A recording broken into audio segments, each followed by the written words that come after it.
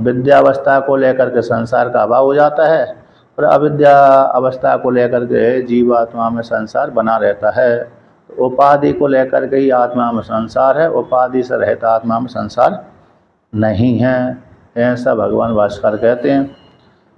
तो उसी को और आगे यहाँ पर वर्णन करते हैं। यानी 416 नंबर पृष्ठ से पाठ चलेगा। तो यहाँ पर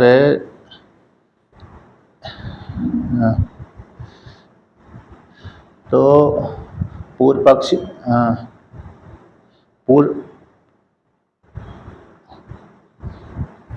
तो यहाँ पर वर्णन किया था। यहाँ पर कहते हैं कि जो चेतन, पूर्व पक्षी ने कहा था कि जो जो विद्या को लेकर के चेतन ईश्वर, जो ईश्वर है और जो क्षेत्रज्ञ है और जो क्षेत्र है, वो क्षेत्र और क्षेत्रज्ञ गे है। तो जो जानने वाला है वह जानने वाले के धर्म होते हैं। इसलिए जानने वाले के धर्म होने के कारण जो सुख दुख के किसके, आत्मा के हो जाएंगे। सुख दुख किसके हो जाएंगे, आत्मा के हो जाएंगे। इसलिए आत्मा के हो जाएंगे तो आत्मा में फिर आत्मा में क्या हो जाएंगे, जो सुख दुख है ना, आत्मा के धर्म हो जाएंगे। तो आत्मा के धर्म हो जाने पर ईश्वर में कौन सी प्राप्ति हो जाएगी, संसारित्व की प्राप्ति हो जाएगी। तो भगवान भास्कर ने यहाँ पर खंडन कर दिया। एक किसके हैं कि ज्ञाता क्षेत्रज्ञ के द्वारा जाने जाने पर क्षेत्रज्ञ रूप जो ईश्वर है उसके द्वारा जगत का प्रकाशन होने पर भी जो उपाधि के धर्म उसके नहीं होते। किसके धर्म नहीं होते, उपाधि के धर्म क्षेत्रज्ञ आत्मा के नहीं होते। इस प्रकार से वर्णन कर दिया। ज्ञाता में व्यभिचार, ज्ञातारी व्यभिचारिती, जो ऐसे ज्ञाता में व्यभिचार हो जाएगा ऐसा पूर्व पक्षी ने माना था। कहता है वो एकांतिक रूप से स्वीकार नहीं है, अनाकांतिक रूप से प्राप्त होता है। जरा आदि के द्वारा हमने खंडन कर दिया।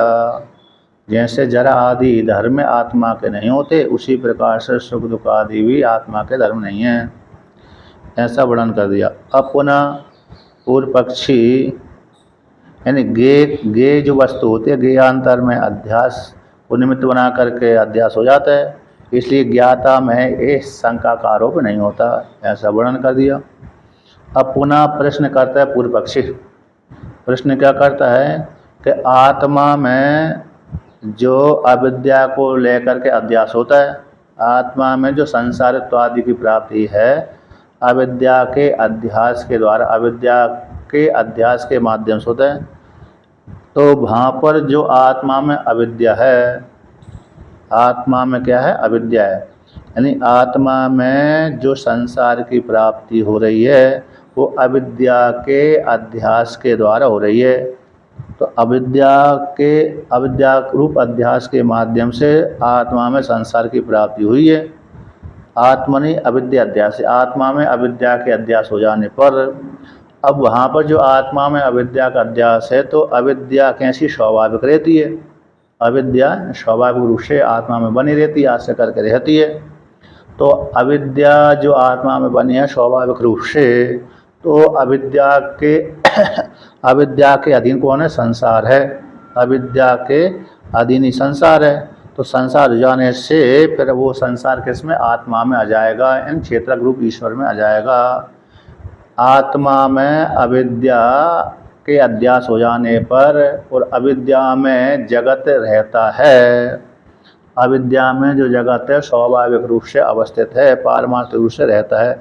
और जगत के कहते अविद्या का स्वाभाविक रूप स्वीकार किया गया, अविद्या का स्वाभाविक रूप से पारमार्थिक रूप से सत्य बनी रहती है, उसी में परमात्मा में आश्रय करके रहती है और अविद्या के अधीन ही संसार होता है। इसी हेतु से जब अविद्या क्षेत्रज्ञ रूप में आश्रय करके रह रही है, आत्मा में अध्यास के द्वारा कल्पित है, अध्यास और अविद्या स्वाभाविक रूप से अवस्थित रहती है, उसी अविद्या के अधीन संसारित्व है। वो संसारित्व किस में आ जाएगा, क्षेत्रज्ञ रूप ईश्वर में आ जाएगा, ऐसा पूर्व पक्षी का कहना है।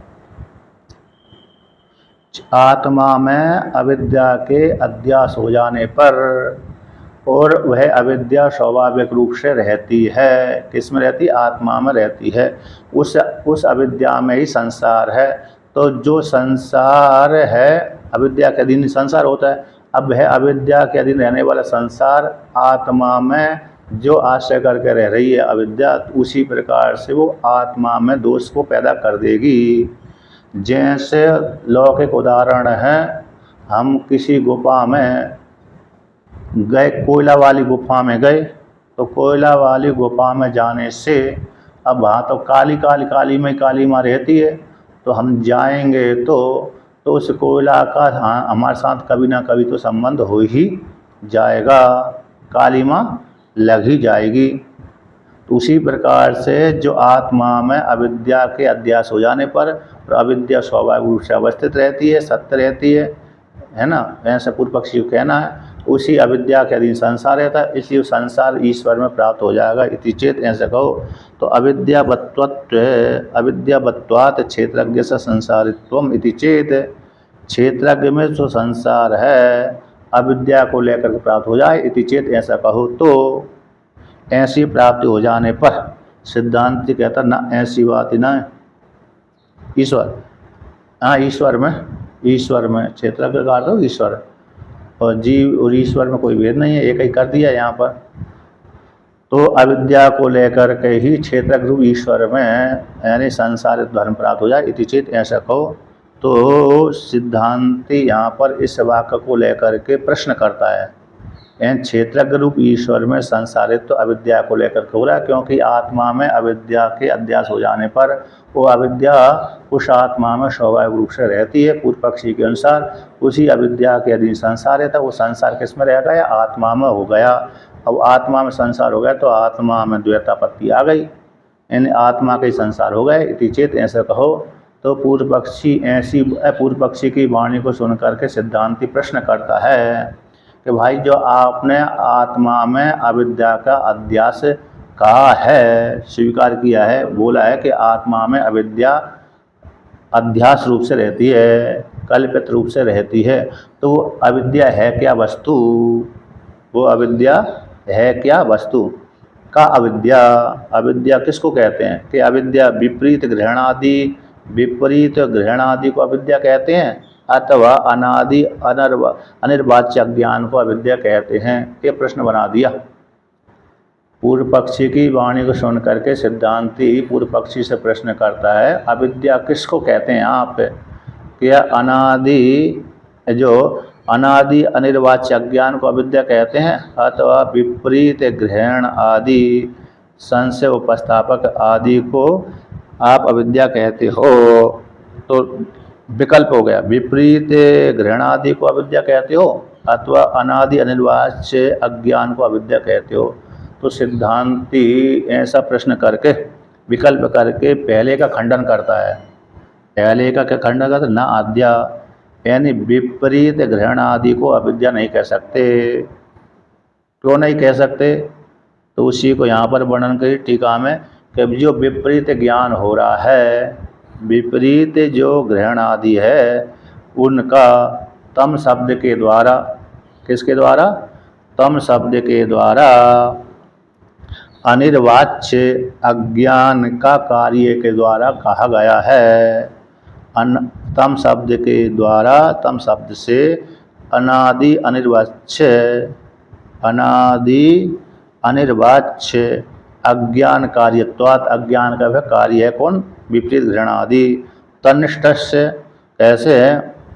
वो तन्निष्ठस्य मतलब अनादि अनिर्वाच्य अज्ञान में निष्ठ रहने वाला का जो धर्म है उसमें आत्मत्व धर्म योग्यता नहीं है। किसमें नहीं है?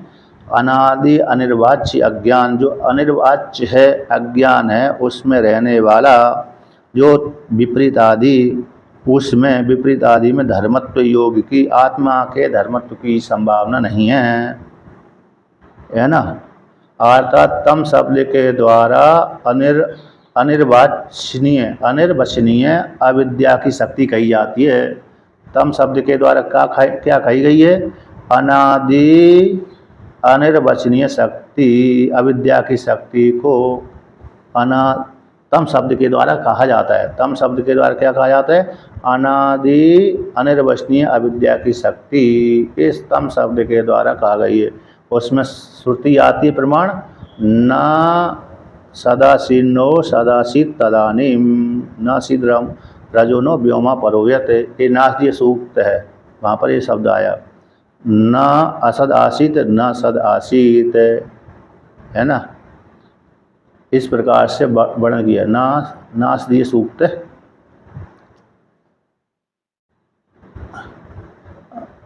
उपनिषद में भी आते हैं, बृहदारण्यक उपनिषद ब्रह्म सूत्र में अरे उद्धृत करते हैं भगवान भास्कर एक जगह, तो उद्धृत करते हैं इसको। अरे उसमें नहीं आता है, इस नास्दीय सूक्त तो अलग है, स्वतंत्र है, तो एक दो जगह उद्धृत करते हैं भगवान। नहीं ऋग्वेद है, वो तो वेद है। तो इस प्रकार से तो यहाँ पर कहते हैं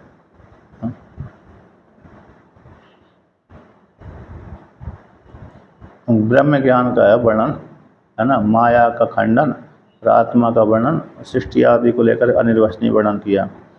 तो यहाँ पर क्या कह दिया? तो विपरीत ग्रहण आदि जो है उत्तम शब्द के द्वारा अनादि अनिर्वचनीय अनिर्वाच्य अज्ञान का कार्य होने से, है ना, और उस समय रहने वाला तन्निष्ठ है, अनादि अनिर्वाच्य निष्ठ जो तम शब्द का, तम शब्द है कौन सा? विपरीत आदि का, जो आत्मा तो धर्म उसमें संभव ही नहीं है, इसलिए पहला खंडन कर दिया, ना ऐसी बात नहीं है। तो क्यों? उसी को कहते हैं अविद्यायः तामसत्वात्, अविद्या को तामस कहते हैं।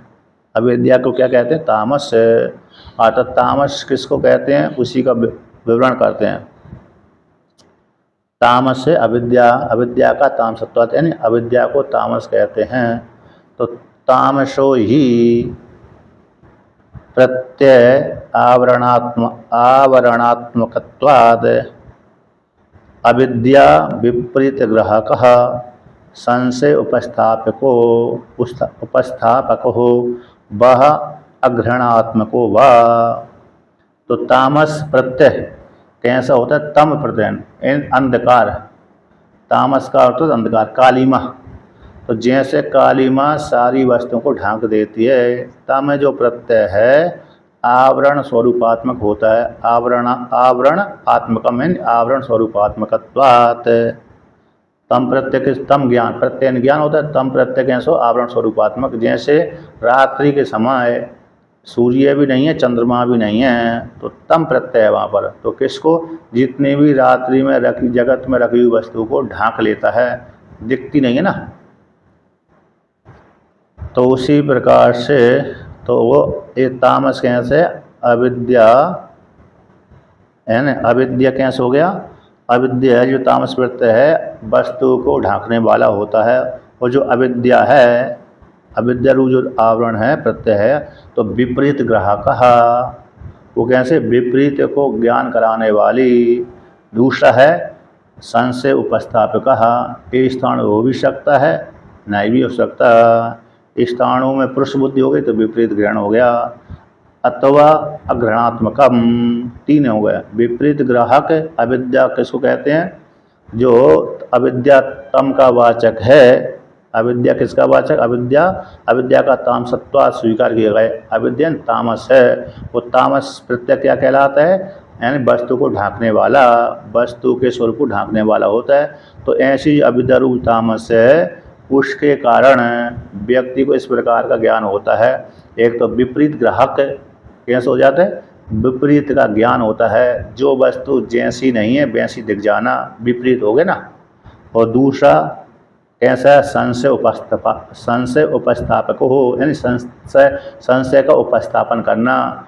एक घट हो भी सकता है, नहीं भी हो सकता है, स्थान हो भी सकता है, नहीं भी हो सकता है, पुरुष हो भी सकता है, नहीं भी हो सकता है, संशय बना रहता ना।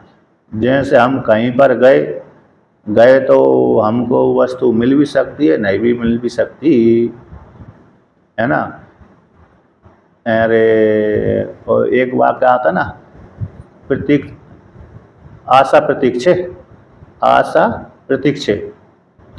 जो आशा और प्रतीक्षा जो शब्द आते हैं कठोपनिषद में, आशा तो जैसे प्रतीक्षा कर रहा है व्यक्ति तो निश्चित है उसको, जैसे हम ट्रेन की प्रतीक्षा करते हैं ना, अमुक देर में ट्रेन आएगी, प्रतीक्षा हो गई ना, क्योंकि हमको मालूम है ये ट्रेन आएगी, भले लेट 1 घंटा 2 घंटे बाद लेट आए, लेकिन हम प्रतीक्षा में बैठे रहते हैं। जैसे बस वाले, जैसे कोई एक व्यक्ति एक देश से दूसरे देश जा रहा है तो बस की प्रतीक्षा करता है, आती है ना, और ट्रेन की प्रतीक्षा करते हैं और फ्लाइट की प्रतीक्षा करते हैं, लेट हो जाती है तो मालूम जानकारियाँ आएगी ज़रूर, लेकिन भले 1 घंटा 2 घंटा लेट हो गए। किंतु आशा तो मिल भी सकती है, नहीं भी मिल सकती। कोई वस्तु कहीं पर खरीदने के लिए गया, मिल भी सकती है, तो वस्तु लेने के लिए गया, किसी व्यक्ति के पास में लेने के लिए गया, तो इस संशय ऐसे जाते हैं कि ये व्यक्ति मेरे को दे भी सकता है और नहीं भी दे सकता, तो आशा लेके गया। तो उसी प्रकार से संशय उपस्थापक, यानी संशय बना रहता है, हो भी सकता है नहीं भी हो सकता। ये अविद्या जो तामस है उस प्रकार से। अथवा अग्रहणात्मक यानी ग्रहण होता ही नहीं है, ज्ञान ही नहीं होता। जैसे दीवार के पीछे रखी हुई वस्तु को ज्ञान नहीं होता, उसी प्रकार से जो अविद्या तम का वाचक है उससे भी ज्ञान नहीं होता। वस्तु ढकी हुई है अंधकार में तो नहीं ज्ञान हो रहा इत्यादि व इस प्रकार से अविद्या को कहते हैं। तो ये अविद्या को लेकर के संसारित्व आदि होते हैं, अज्ञान को लेकर के अनादि अनिर्वाच्य अज्ञान का ये कार्य हैं जो तम शब्द के द्वारा कहे गए हैं।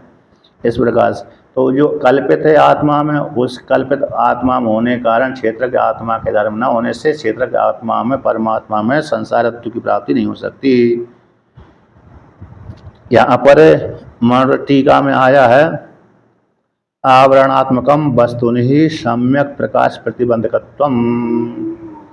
ऐसे तम कैसे आवरण स्वरूपात्मक होता है वस्तु में जो सम्यक प्रकाश है उसको प्रतिबंध करने वाला जो होता है कौन, आवरण स्वरूपात्मकम है।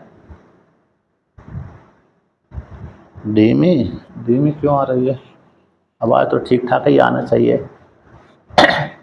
आप लगता है एकाग्रता पूर्वक नहीं सुन रहे, एकाग्रता पूर्वक ध्यान से सुनो। जोर जोर से बोलता हूँ थोड़ा थोड़ा, है क्या नहीं? जोर बीच बीच में जोर लगाते रहिए तो तेज गाड़ी हो जाएगी।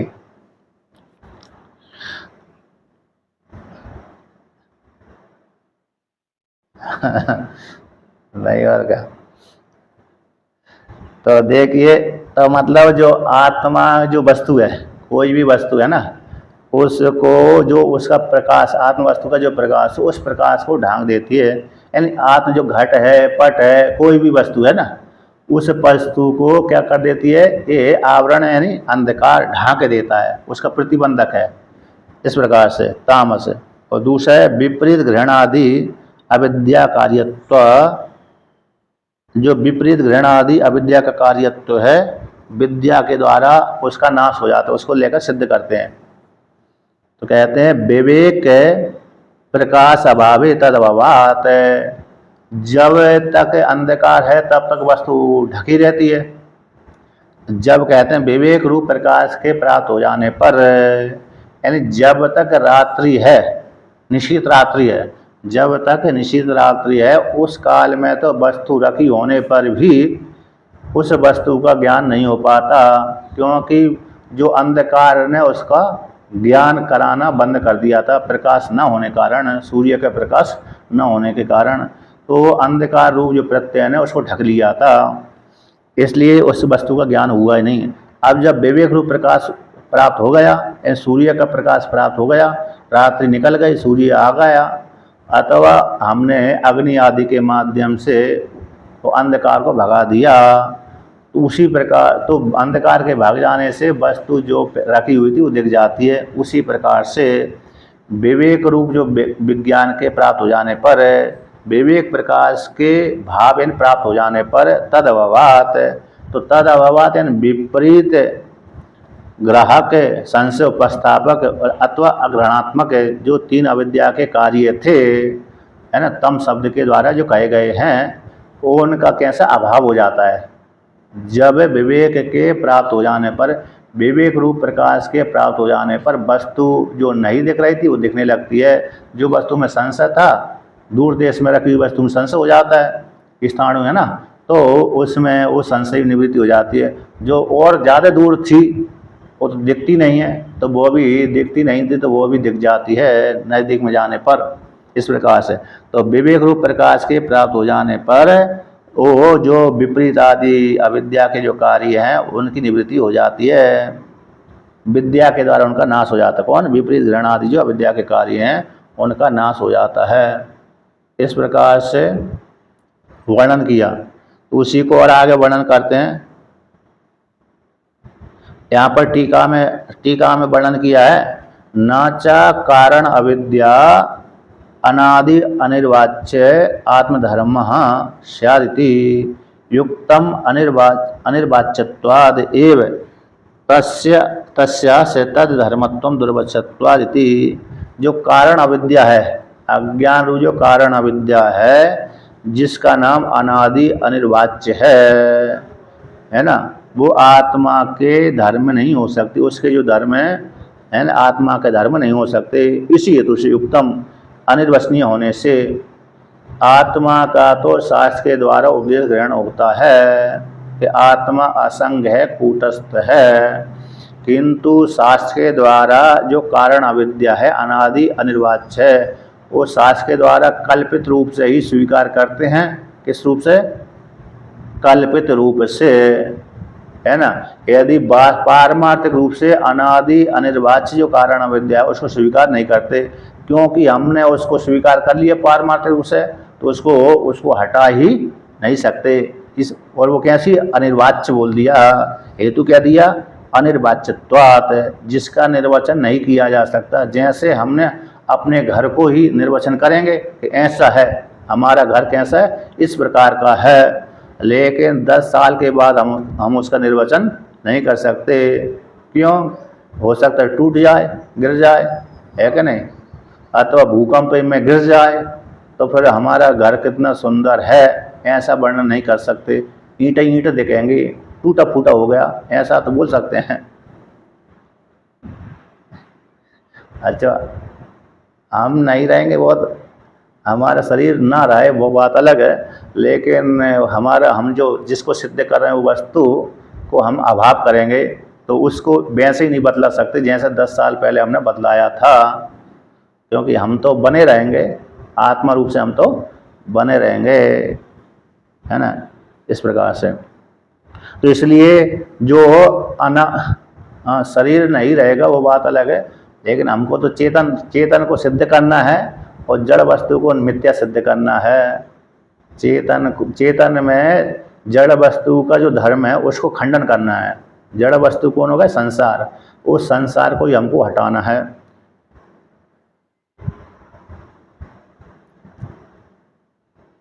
वकील साहब बोल रहे हैं कि हम चेतन रहेंगे और बने ही रहेंगे, तीनों कालों में हम रहेंगे।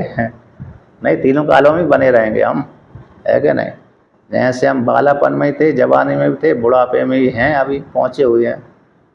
फिर ज्ञान नहीं हुआ तो अगली योनि में जाएंगे, फिर बालापन, जवानी और बुढ़ापा आएगा, चलता रहता है।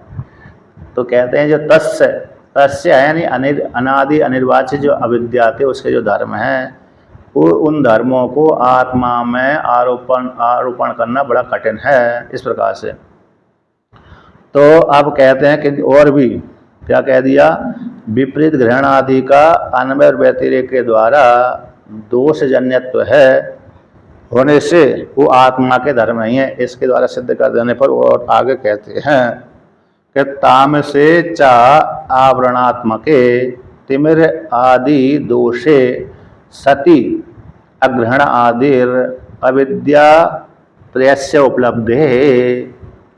कहते जो तामस कैसे आवरण स्वरूपात्मक है, तामस जो प्रत्यय है वस्तु को ढकने वाला है, और तिमिर आदि दोष के प्राप्त हो जाने पर, तिमिर आदि दोष के प्राप्त हो जाने पर इस प्रकार से वो दिखता है।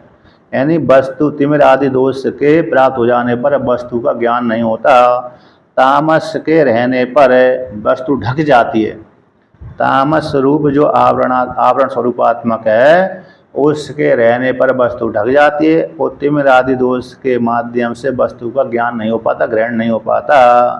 तो ये सारे इसमें किसमें, अरे विपरीत ग्राहक, संशय उपस्थापक और अग्रहणात्मक है, ये तीन हैं। अग्रहणादि जो कैसे है, अविद्या त्रय से उपलब्धि, इनमें अविद्या त्रय की उपलब्धि, यानी अविद्या के कार्य, अनादि अनिर्वाच्य अज्ञान के कार्य हैं, इसमें अविद्या त्रय की उपलब्धि हो जाती है, यानी अविद्या के कार्य हैं, अविद्या के कार्य हैं। और अविद्या कैसी कल्पित है, मिथ्या है, वो आत्मा के धर्म नहीं हो सकते। जो अविद्या के कार्य तीन हैं वो आत्मा के धर्म नहीं हो सकते। आत्मा के धर्म है ही नहीं तो आत्मा में संसार कहाँ से आएगा, आत्मा में संसार कैसे आएगा। इस प्रकार से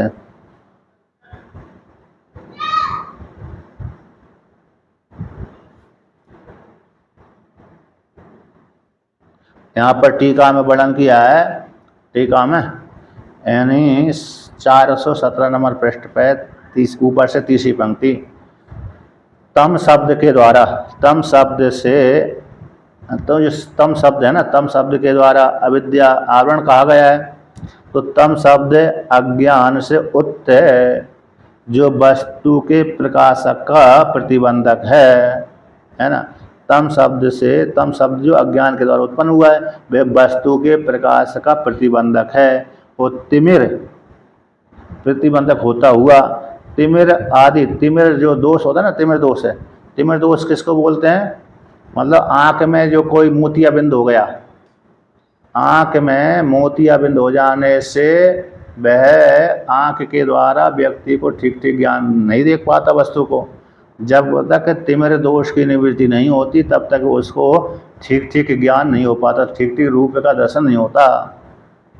तिमिर आदि दोष मतलब यही है, मतलब अरे मोतियाबिंद हो जाना, कुछ और हो जाना। जब हमने मोतियाबिंद आदि को हटा दिया, तिमिर दोष को हटा दिया, तो स्पष्ट दिखने लगता है। जैसे उपनेत्र लगा लेता है व्यक्ति ना, उपनेत्र से जो हम चश्मा लगाते हैं उसको उपनेत्र बोलते हैं। उप नेत्र के नज़दीक, उप यानी नज़दीक होता है, तो डबल नेत्र है ना, उपनेत्र। तो तिमिर आदि जो काशित दोष है उसके होने पर है ना, सती अज्ञानम, अज्ञान को लेकर मिथ्या ज्ञान, अज्ञान हो जाता, ज्ञान नहीं होता, मिथ्या ज्ञान, संशय हो जाता है। इन तीनों का, यानी तीनों का अविद्या की उपलब्धि होती है, अविद्या के कार्य हैं। अब तस्मिन है ना, अविद्या उपलम्बात असति तस्मिन प्रतीतेर अन्वय व्यतिरेक्याभ्याम विपरीत ज्ञान आदि दोष अधीनत्व अवगमात न केवल आत्मधर्मत्व। अब अन्वय और व्यतिरेक के माध्यम से इस प्रकार के त्रितय की उपलब्धि हो जाने से, अविद्या कार्य रूप से उपलब्ध हो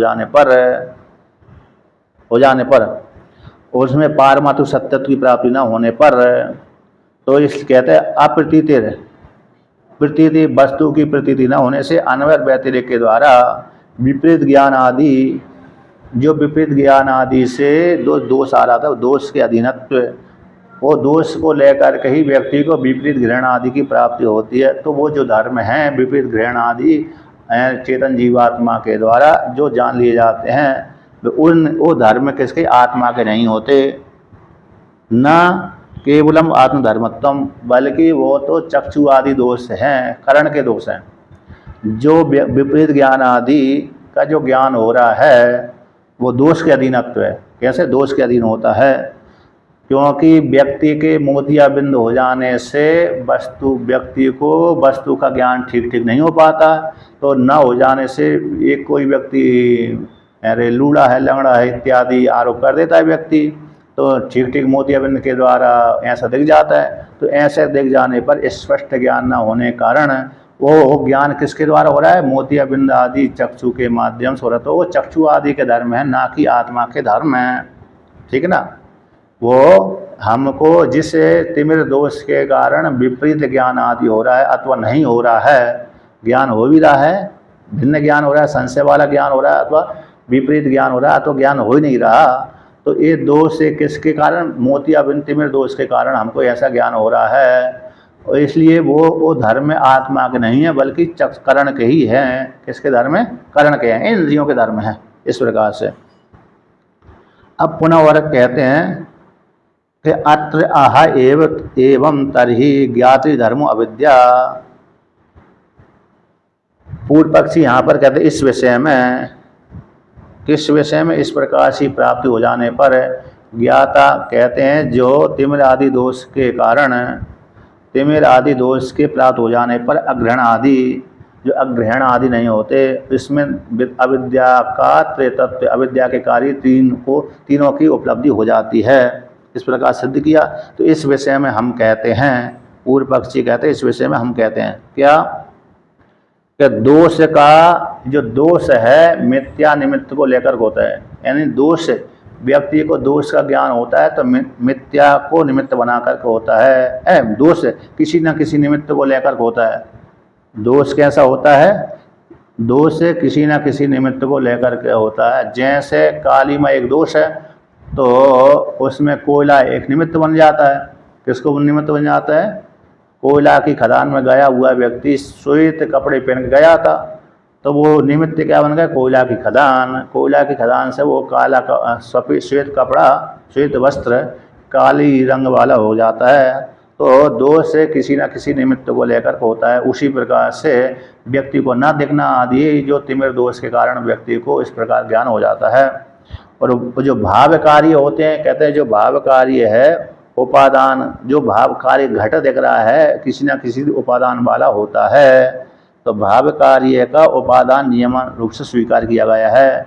और कहते हैं अनिर्वाच्य अविद्या की, अनिर्वाच्य जो अविद्या है वो असम्मति, सम्मति न होने से, सम्मत न होने से, सम्यक रूप से मति न होने से, यानी अनादि जो अनिर्वाच्य अविद्या है ऐसी है, ऐसे है सम्मत न होने से, आत्मा ही अनादि अनिर्वाच्य अज्ञान अविद्या कैसी, उसको स्वीकार न करने से। अब ये अनिर्वाच्य अविद्या रूप से कह दिया, अनिर्वाच्य, अनिर्वाच्य कह दिया तो फिर वचन हो ही नहीं सकता है। तो ऐसी है ऐसा स्वीकृत न होने से, मत न होने से, तो जो विपरीत ग्रहण आदि हो रहा है, तो पूर्व पक्षी कह रहा है तो आत्मा ही विपरीत ग्रहण आदि का उपादान कारण है।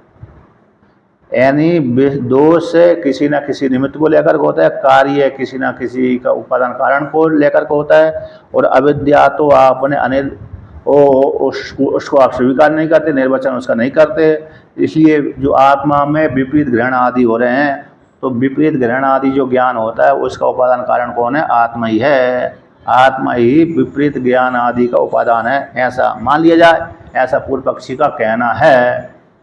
आत्मा में जो विपरीत ग्रहण आदि का ज्ञान हो रहा है वह उसका कारण कौन है, अविद्या ही है, ना कि अनिर्वाच्य अनादि अनिर्वाच्य अविद्या, ऐसा पूर्व पक्षी का मानना है। ठीक है ना, क्योंकि पूर्व पक्षी कहता है कि आप तो भाई अनादि अनिर्वाच्य जो अविद्या है उसको तो आप स्वीकार ही नहीं कर रहे, क्योंकि आप उसका निर्वचन नहीं कर रहे, वचन नहीं कर रहे, निर्वचन नहीं प्रतिपादन कर रहे, बता नहीं रहे कि अनादि है, अनिर्वचनीय है, इसका खत्म नहीं किया जा सकता है।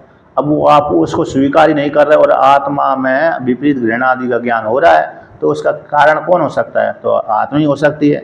ऐसी प्राप्ति हो जाने पर कहते हैं तो जो विपरीत घृणा आदि जो प्राप्त हो रहे हैं दोष वाले, वो आत्मा ही उसमें हेतु बनती है, और आत्मा हेतु बनते तो आत्मा के धर्म है। ऐसी प्राप्ति हो जाने पर अत्र एवं इस प्रकार से तरही जो विपरीत ग्रहण आदि है वह ज्ञात्री धर्म, ज्ञात्री का धर्म अविद्या है ना, ज्ञात्री का धर्म जो अविद्या है, अर्थात ज्ञात्री के धर्म है। अविद्या को लेकर, अज्ञान को लेकर के जो चेतन आत्मा में जो विपरीत ग्रहण आदि दिख रहे हैं वो किसके धर्म है, अविद्या के धर्म है ना। विपरीत ग्रहण आदि किसके धर्म है, अविद्या रे ज्ञाता के धर्म है, ना कि अनिर्वाच्य अविद्या के। ऐसी प्राप्त हो जाने पर सिद्धांत कहता ना ऐसी बात नहीं है। अग्रहण आदि तृतीय अविद्या जो देखी जा रही है वो किसके धर्म है, आत्मा के धर्म है, ना ज्ञाता के धर्म है, ना कि अविद्या के। इस प्रकार से वर्णन किया। अब यहाँ पर ऐसी प्राप्ति हो जाने पर सिद्धांत उसका खंडन करता है। क्या करता है, खंडन करता है।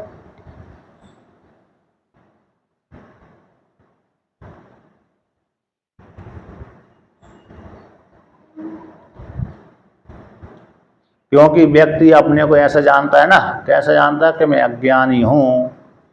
कैसा है, मैं ज्ञानी हूँ अज्ञानी हूँ, जानता कि नहीं जानता। तो इस प्रकार से तो अब प्रत्यक्ष जब देखा जा रहा है कि मैं अज्ञानी हूँ इत्यादि, ज्ञानी हूँ अज्ञानी हूँ, इस प्रकार से जानता है, तो किसके धर्म हुए? वो आत्मा के धर्म हुए, ना कि अविद्या के। और धर्म किसके हो गए? अविद्या के नहीं हुए बल्कि आत्मा के धर्म हुए। इस प्रकार से ऐसा पूर्व पक्षी का कहना है। तो वह ऐसी जो पूर्व पक्षी कहना है उसको यहाँ पर सिद्धांती खंडन करता है।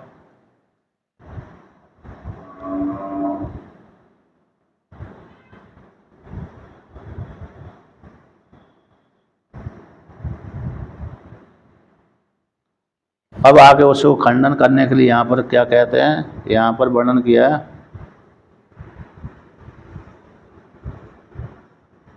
हाँ, तो जो अविद्या धर्म वाली है, अर्थात अविद्या का यहाँ पर क्या, यहाँ पर टीका में आया है, टीका में अज्ञान का परामर्श हो जाने से हम इति अनुभवात, मैं हूँ, मैं, अरे बात अज्ञो हम इति, मैं अज्ञानी हूँ, ऐसा अनुभव हो जाने से, और स्वप्न अवस्था में भी, सुषुप्ति अवस्था में भी अज्ञान का परामर्शन हो जाने से तद अवगमात, उसका ही कार्य लिंग अनुमान के द्वारा जाना जाने से वो जो अविद्या प्रसिद्धि है अनिर्वाच्य नहीं है, ऐसा पूर्व पक्षी का कहना था। तो अविद्या है नहीं है और आत्मा का धर्म नहीं है, तो ऐसा आपने जो कहा था वो ठीक नहीं है। जो प्रसिद्धि है, जो अविद्या प्रसिद्धि है, अज्ञानी व्यक्ति मानता है ना, अज्ञानी अपने आप को मानता है। आप अविद्या को अनिर्वाच्य नहीं कह सकते, अविद्या को अनिर्वाच्य नहीं कह सकती, बल्कि वो आप उसको बच नहीं हो जाते। व्यक्ति प्रत्यक्ष देखता ही है, जानता ही है मैं अज्ञान हूँ, तो अज्ञानी अविद्या का ही कार्य होता है। तो 1 2 3 4 5 नीचे से 5वीं पंक्ति, मतलब देखिए आप ऊपर से बता देता हूँ। तो जो दूसरा पैराग्राफ है ना, दूसरा पैराग्राफ, तो विपरीत ग्रहण आदि दोषवत्तम सप्तमर्थम, विपरीत ग्रहण आदि ये दोष है, ऐसी प्राप्ति हो जाने, आत्मा के धर्म प्राप्त हो जाने, आपने तो आत्मा के धर्म का खंडन किया था, ऐसी प्राप्त हो जाने पर कहते हैं अग्रहण आदि तृतीय अविद्या के कार्य हैं, उसको आगे कहते हैं। तो विपर्यादि है सत्य उपादान, तो जो विपरीत ग्रहण आदि का सत्यत्व उपादान मान लेने पर, किसका मान लेने पर? सत्यत्व, यानी सत्य, कोई सत्य आत्मा का उपादान उसे स्वीकार कर लेने पर, सत्यत्व प्रसंग से, सत्यत्व की प्रसक्ति हो जाने से न आत्मा तदुपाना, कहते हैं वह आत्मा उसका उपादान नहीं है, किंतु दोष का, जो दोष है, यानी किसके द्वारा? व्यक्ति को किसी न किसी दोष के कारण ऐसा विपरीत ज्ञान हो रहा है। तो दोष कैसा? चक्षुर आदि धर्मकत्व ग्रहणात है ना, दोष है चक्षु आदि के माध्यम से, चक्षु आदि धर्मकत्व ग्रहणात, तो चक्षु के माध्यम से उस दोष की प्राप्ति होती है। अग्रहण आदि का भी ग्रहण नहीं हो रहा है, इस प्रकार से वो भी दोष हो जाने से करण धर्मत्व, करण के धर्म स्वीकार कर लेने पर, तो कारण, उस करण के धर्मत्व स्वीकार करने, कारणत्व अविद्या उत्त, तो जो फिर है उसका कारण कौन होगा? तो करण तो किसी न किसी से उत्पन्न हुए, तो करण का कारण, तो करण का कारण कौन है? अविद्या, अविद्या के द्वारा उत्पन्न अंतःकरणम न तद हेतु अविद्या सिद्धा, तो कहते हैं जो उस अंतःकरण की उत्पत्ति का हेतु अविद्या है वो असिद्ध नहीं है, मिथ्या नहीं है, बल्कि सिद्ध है। इति वाच्यम, और उस प्रकार से व्यक्ति स्वप्न भी जानता है, अज्ञो हम इति, मैं अज्ञानी हूँ, जागृत अवस्था में कहता है, स्वप्न अवस्था में कहता है कि मैं अज्ञानी हूँ, ये अनुभव होता है। और सुषुप्ति अवस्था में भी कैसा है? अज्ञान का परामर्शन होता है। और अवगमात है, अवगमात हैं तद अविद्या का अवगम हो जाने से और कार्यलिंग देखे जाने से व्यक्ति सोकर उठता है, कुछ नहीं जानता है, मैंने कुछ नहीं जाना, ऐसा लिंग देखता है, ऐसा परामर्श होता है। अज्ञान का परामर्श कहाँ होता है? हम सुखम स्वापसम न किंचित अवेदिशम, मैं सुखपूर्वक सोया, कुछ नहीं जाना, तो वहाँ पर भी अज्ञान अविद्या का परामर्शन होता है। जागृत अवस्था में जानता है, देखता है, कहता है। और उसके अविद्या के कार्य लिंग भी देखते हैं, मैं कुछ नहीं जानता, मैंने नहीं देखा इत्यादि। तो कार्य लिंग के अनुमान से भी तो ये सिद्ध होता है कि अविद्या है वो अविद्या अनिर्वचनीय नहीं है। ऐसी प्राप्ति हो जाने पर अर्थात पूर्व पक्षी अविद्या को सत्य सिद्ध कर रहा है। वो अविद्या जब सत्य सिद्ध हो जाएगी तो अविद्या किसको आश्रय करके रह रही है? आत्मा को आश्रय करके रह रही है। तो अविद्या में और आत्मा को आश्रय करके अविद्या रह रही है, अविद्या में संसार है, तो संसार किसकी प्राप्ति हो जाएगी? क्षेत्रक रूप आत्मा की प्राप्ति हो जाएगी, ऐसा पूर्व पक्षी का कहना है। तो सिद्धांत खंडन कर रहा ना, ऐसी बात नहीं है। जो ज्ञाता के धर्म अविद्या नहीं है। कि क्यों नहीं है? कहते करणे चक्षुषी तैमिरिकत्वादि दोष उपलब्धे। जो करण चक्षु में ही, जो करण हमारे चक्षु हैं, ऐसे चक्षु में तैमिरिकत्वादि दोष की उपलब्धि होती है। उस दोष के कारण ही व्यक्ति को विपरीत ग्रहण, न दिखना, अग्रहण आदि दोष की प्राप्ति होती, संशय की प्राप्ति हो जाती है। तैमरिकत्वादि दोष की उपलब्धि होती है। तो धर्म किसके हैं? चक्षु के धर्म हैं। मोतियाबिंद हो गया तो व्यक्ति को विपरीत ग्रहण हो जाता है। मोतियाबिंद के कारण संशय संशय उत्पन्न हो जाता है कि ये है भी जिसको मैंने बुलाया वही है अथवा दूसरा है, अथवा मोतियाबिंद के कारण ही उसको ज्ञान भी नहीं हो पाता।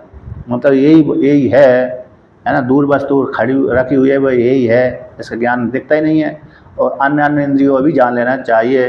अन्य इंद्रियों के द्वारा ऐसे बधिर हो गया, गूंगा हो गया, है ना, अन्य इंद्रिय उसकी काम नहीं कर रहे हैं, तो उस इंद्रियों का ज्ञान, उस इंद्रिय से भी उसका ज्ञान नहीं हो पा रहा। तो इस प्रकार से तो जो दोष किसके कारण आया है? इंद्रियों को लेकर के आया। तो धर्म किसका हुआ? इंद्रिय का धर्म हुआ। जैसे देखना ना देखना आदि धर्म किसके हैं?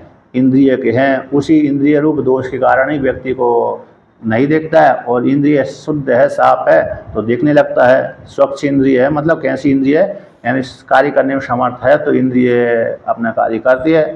तो नहीं कर कार्य इंद्रिय में कोई पर्दा डल गया तो पर्दा डल जाने से वही इंद्रिय कार्य करना बंद कर देती है। इसलिए तो चक्षु के ही ये धर्म होते हैं। इंद्रिय चक्षु रूप इंद्रिय के ही, करण रूप जो इंद्रिय के धर्म होते हैं। तैमिर आदि दोष के कारण ही व्यक्ति को ज्ञान होता है, नहीं होता है संशय उत्पन्न हो जाता है। तो इसलिए वो उस आत्मा के धर्म नहीं बल्कि किसके धर्म है? करण के धर्म है। उसी प्रकार से अविद्या के द्वारा जो संसार आत्मा में आरोप किया जा रहा था वो संसार आत्मा के धर्म नहीं है, अविद्या के द्वारा ही आत्मा में आरोप मात्र किया जाता है। इस प्रकार से सिद्धांति ने कहा। अब उसी को और विवरण करते हैं। इसी संशय को क्या करते हैं? विवरण करते हैं। यत्तु मन्यसे ज्ञात्री धर्मो अविद्या तदेव च अविद्या धर्मवत्वम क्षेत्रज्ञ संसारित्वम। यत्तु मन से आप जो मानते थे, पूर्व पक्षी से सिद्धांति कहता है यत्तु मन से आप जो मानते हो, मन से मानते हो कि ज्ञाता का धर्म अविद्या है, यानी अविद्या के जो कार्य है कौन से? विपरीत ग्रहण, संशय की प्राप्ति, अब और न ज्ञान होना, ये ज्ञाता के अविद्या के कार्य ज्ञाता का धर्म है। ज्ञातु क्षेत्रज्ञ, ज्ञातु का अर्थ हो गया क्षेत्रज्ञ, उसके ये धर्म हैं। तो इसी हेतु से तो धर्म होने के कारण अविद्या धर्मत्वम क्षेत्रज्ञ से। तो अविद्या किसको आश्रय करके रह रही? क्षेत्रज्ञ को आश्रय करके रह रही। तो क्षेत्रज्ञ में ये वो संसार किसका हो गया? क्योंकि अविद्या के कार्य है संसार, तो वो संसार क्षेत्रज्ञ का हो गया। ऐसा जो आप मानते हैं, ऐसा जो आप मानते हैं, तत्र उसके विषय में हम कहते हैं यद उक्तम ईश्वरे। तो यद उक्तम ईश्वरे एव क्षेत्रज्ञो नः संसारी इति एतद अयुक्तम। यहाँ पर है इस प्रकार से। तो संसार तो कहते तद यत्तु मन से अविद्या का जो ज्ञाता का धर्म अविद्या है, तदेव अविद्या धर्मत्वम, अविद्या धर्म को लेकर अविद्यावत्वम क्षेत्रज्ञ संसारित्वम। यहाँ पर यत्तु मन से, यहाँ पर है यत्तु मन से सिद्धांति के ऊपर पूर्व पक्षी का आक्षेप है। यत्तु मन से जो कहते हैं जो अविज्ञाता का धर्म अविद्या है, ज्ञाता का जो धर्म अविद्या है, ऐसा जो मानते हैं, जो अविद्या धर्मत्व क्षेत्र का संसारित्व है। अविद्या धर्मवत्वम, अविद्या को लेकर के संसारित्व आत्मा में प्राप्त होता है, और वास्तव में क्षेत्र रूप ईश्वर में कोई भी संसारित्व नहीं है जो आप मानते हैं।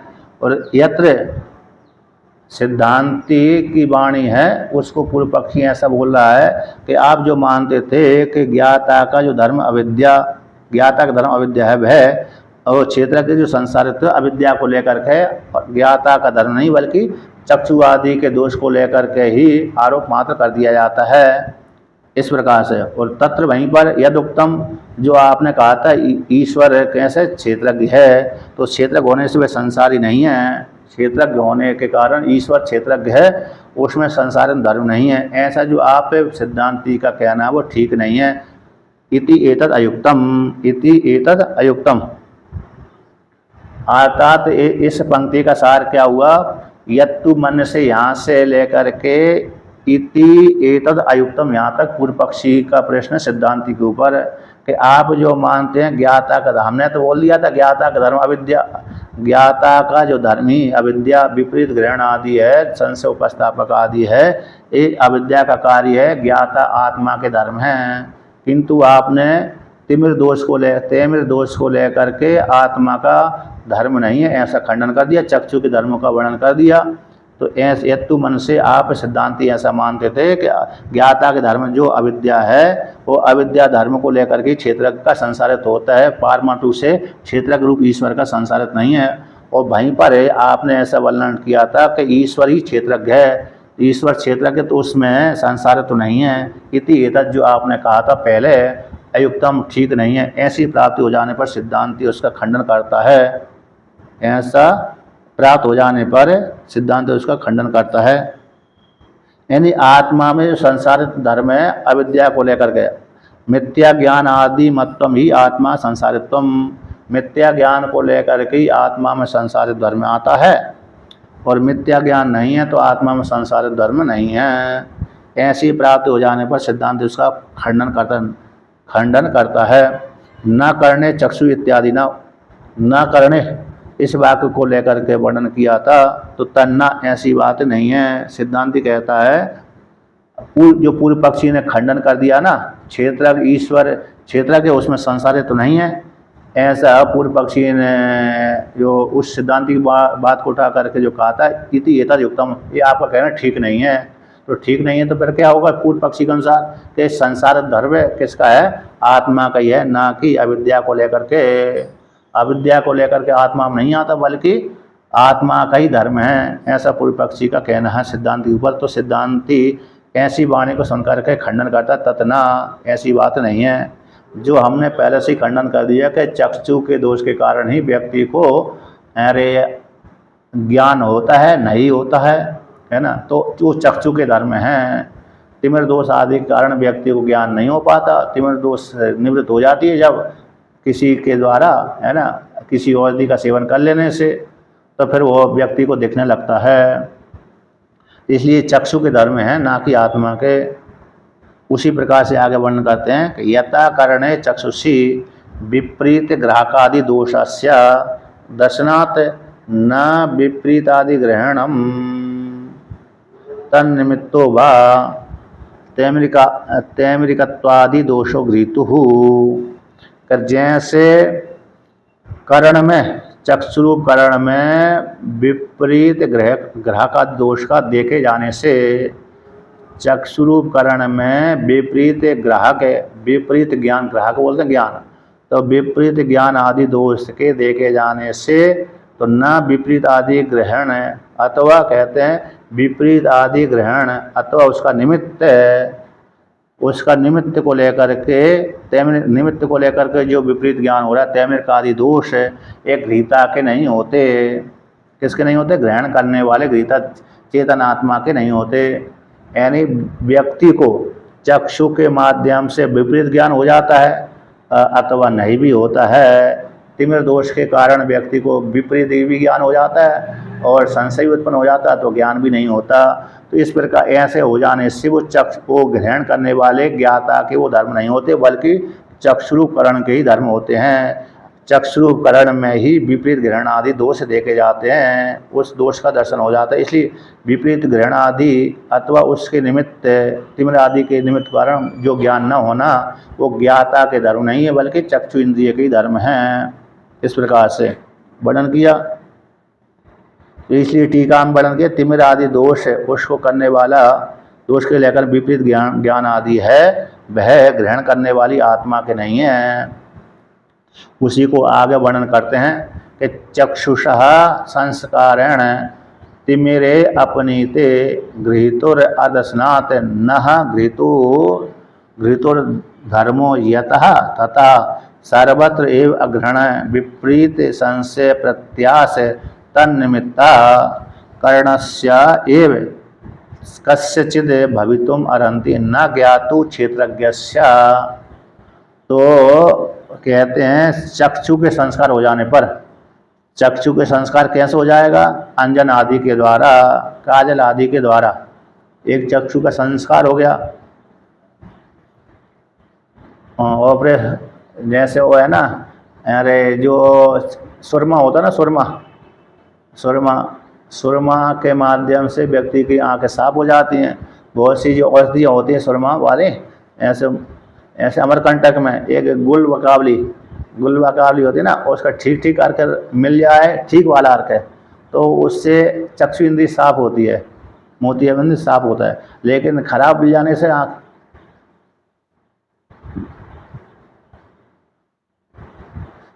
नहीं, उसका एक है ना, उसके यदि आप खराब बाल लेंगे तो आँख खराब कर देगा। खराब वाला यदि मिल गया, मैंने एक बार लिया था तो मेरी आँखें छोटी छोटी हो गई, मैंने लगाना ही बंद कर दिया। तो एक ममीरी का सुरमा आता है,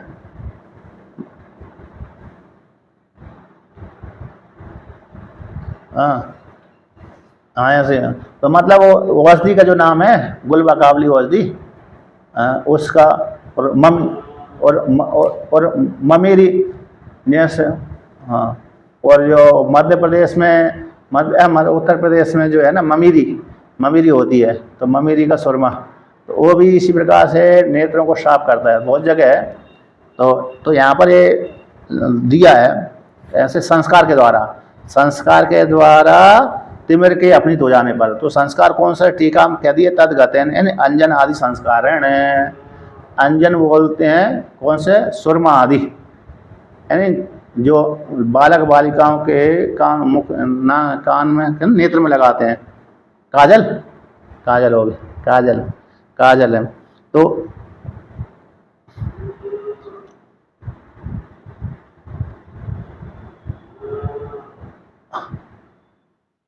हाँ, तो उसी को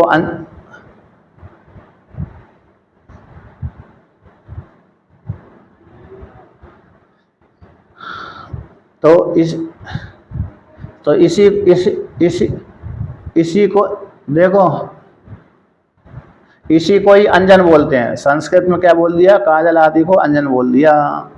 अंजन आदि के द्वारा और तिमिर के संस्कार हो जाने में, चक्षु का संस्कार कर देने पर, तिमिर के अपनीत हो जाने पर, हट जाने पर, तिमिर दोष के हट जाने पर, आँखों के सामने जो पर्दा पड़ा था, है जाल पड़ गई थी, उस जाल इससे निवृत्त हो गई। जैसे गाय के घी से, गाय का जो घी होता है ना, उसको आँखों में लगाएगा व्यक्ति, तो उससे भी आँखों का जो जाल है वो निवृत्त हो जाता है। जगन्नाथपुरी के शंकराचार्य है ना, जो वर्तमान काल शंकराचार्य है, और इसी के उदाहरण देते हैं। क्या देते हैं? इसी का ही उदाहरण देते हैं। जिसको यदि चश्मा लगा हुआ है, चश्मा उतारना है, तो 1 महीने तक लगातार सोते समय दिन में 1-2 बार गाय का घी लगा के सो जाए, रखे एक दिन में 1-2 बार लगाए, तो इससे 1 महीना में उसका चश्मा उतर जाएगा लगभग। ठीक है ना? तो अब संस्कार हो गया ना उसको। तो संस्कार के माध्यम से तिमिर के अपनीत हो जाने पर, तो घृता को इस प्रकार का ज्ञान न होता है। जो पहले जो विपरीत ज्ञान हो रहा था वो नहीं होता है।